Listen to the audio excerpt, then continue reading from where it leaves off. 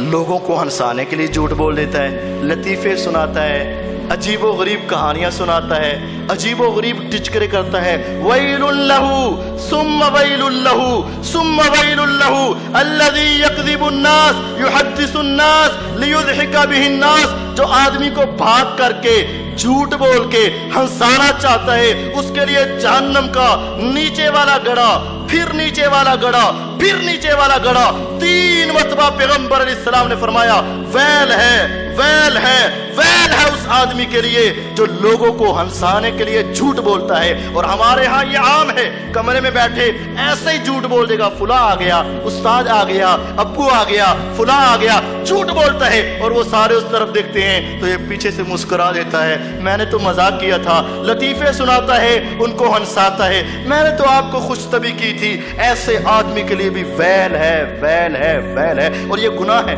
اور اس کو گناہ نہیں سمجھا جاتا۔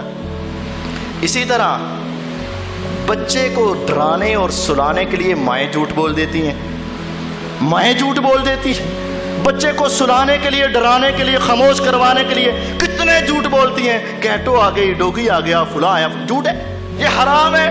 نبی علیہ الصلوۃ والسلام آئے اور ایک عورت نے اس طرح اپنے ہاتھ کو یا اپنی قمیض کو اس طرح جمع کیا اور اپنے بچے کو بلا رہی ہے، آپ آگے بڑھے اور اس کی قمیض یا ہاتھ میں دیکھا، فرمایا تو نے دینا تھا؟ ہاں کا دینا تھا۔ فرمایا اگر نہ دینا ہوتا، صرف اس کو جھٹلا دیتی تو یہ بھی تیرا گناہ شمار ہوتا۔